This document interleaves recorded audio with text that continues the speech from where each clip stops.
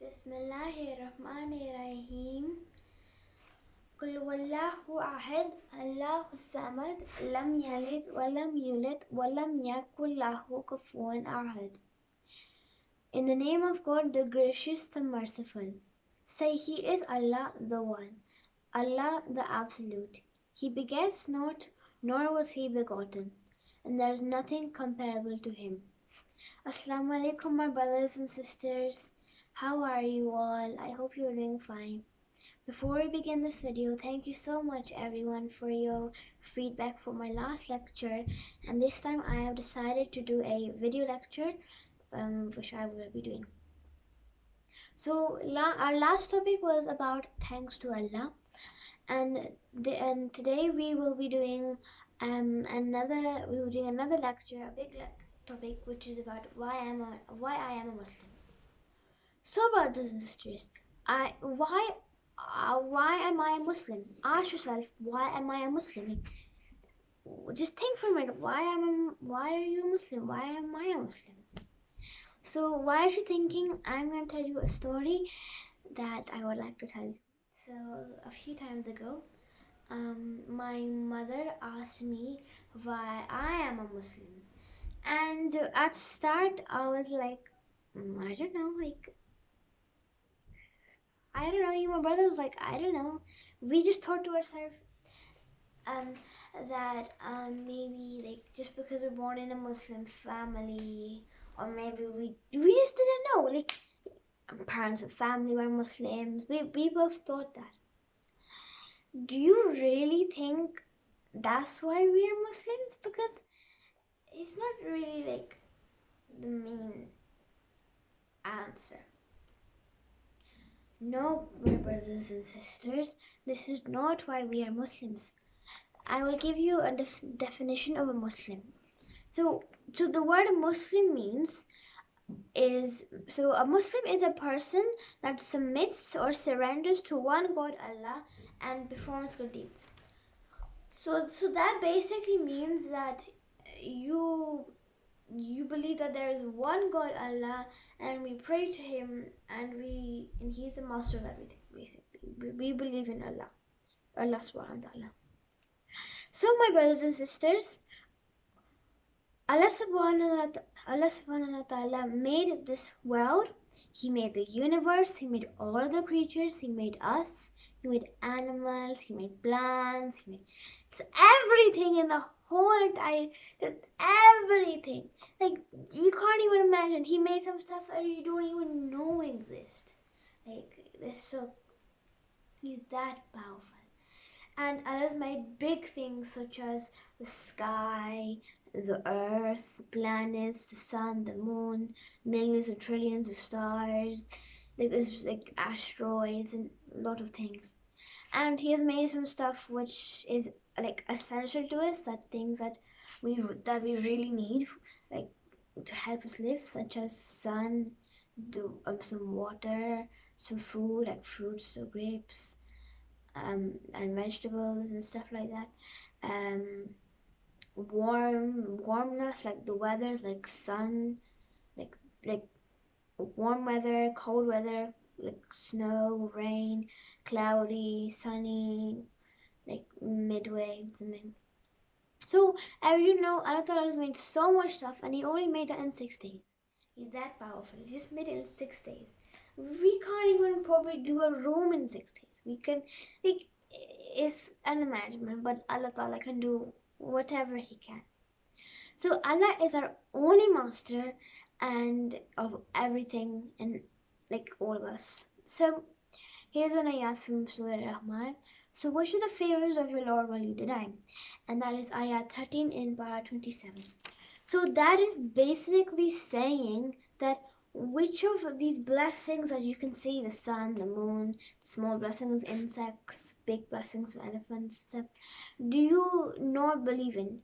Like even if you like shown these things, you're still not believing it. Like even like good people would believe in that stuff because they can see it. But even like disbelievers or hypocrites, that even though they can see it, they still don't believe in it, which is kind of dumb. So so a reason why Muslim has a strong belief in Allah is because He has also set down people to become good prophets. So these are really good, like, people who have become, who are honored to become prophets. And total there are 1,24,000 prophets that Allah has sent over times and times, history and history. And yeah.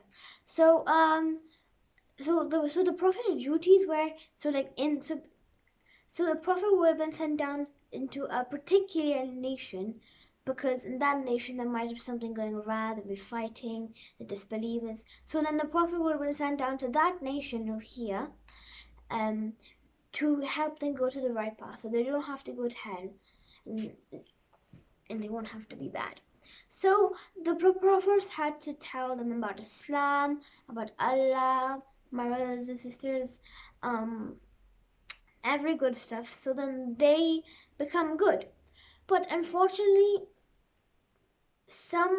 only few of them did not believe them, even after miracles and miracles and miracles that they've been asking for, and after punishments, like for instance in Prophet Musa, Allah Ta'ala sent them punishments,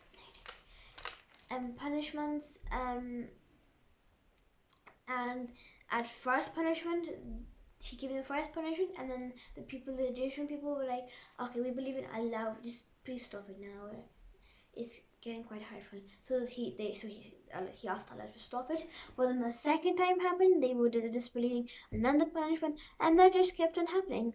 Because Allah Ta'ala knew they're not gonna become Muslims. So my brothers and sisters, I would like to tell you one prophet in particular that is known as the greatest man to ever live, and that is Prophet Muhammad sallallahu alaihi wasallam. He is known as the greatest man who ever lived. He was so humble, he was so nice. And all of the other prophets were actually so humble, so nice. But he in particular, he was also the last messenger of Allah. So here's another ayat from the Quran. It's just from Prophet Musa. Prophet Musa said, "O my people, if you have believed in Allah, then vary upon Him if you should be a Muslim." And that is in Surah Yusuf, ayat 84. There is another ayat from the Quran, and this is in Surah Maida. And in Surah Maida, ayat 111, it's Allah Ta'ala is talking to Prophet Isa or Jesus, and he says, and Allah Ta'ala says, "And remember when I inspired to the disciples, believe in me and in my messenger," Prophet Isa or Jesus. "They said, we have believed, so bear witness that indeed we are Muslims." So my brothers and sisters, I would also like to tell you another thing, that we should be proud to be Muslim. We are Muslims. We should be proud that you shouldn't be shameful that we're Muslim. No one should be shameful that we're Muslim. So there's another thing I would like to tell you, my brothers and sisters, that by nature and to animals, to everything that Allah has created, they all prostrate to Allah. Not how we prostrate, like we do sajda and do the mass and everything, but in their own ways. Like sometimes early in the morning you may hear birds tweeting, or they might be saying tweeting, or chirping, whatever they do. That could be maybe they're reading their tasbih in their way. They have different possibilities and stuff. So, and they're all doing tasbih of Allah every day. So they are all Muslims. All these animals are Muslims. So on the day of judgment, you will feel proud that you are a really good Muslim, and you won't have to feel guilty that, oh, I did this, I will get bad points, because you'll be a good Muslim. And you should be really, really proud of that, because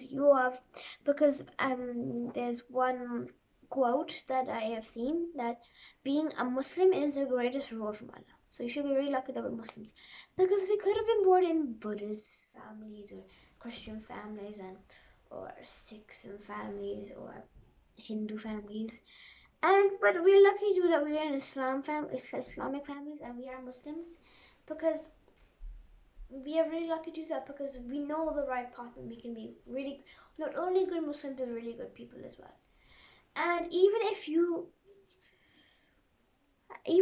see people who are not in the right path, you should help them go to the right path. So say to yourself, I am proud to be a Muslim and I'm really confident to be a Muslim, because you should be. And you should know that by the end of this lecture, you should know that you should have a lot of knowledge. So whenever someone asks you, oh, why are you a Muslim? You will know what to say. I'm a Muslim because I believe there's one Allah, and I want to go to the straight path. I'm that confident, and you won't have any, oh, I don't know about this. So next time, think again. After this lecture, think again, what would you say to someone who asked you this? So, my brothers and sisters, this is the end of today's lecture. Jazakallah khairan, everyone. My brothers and sisters, please dua for my family from this lecture and all my parents. Jazakallah khairan, everyone.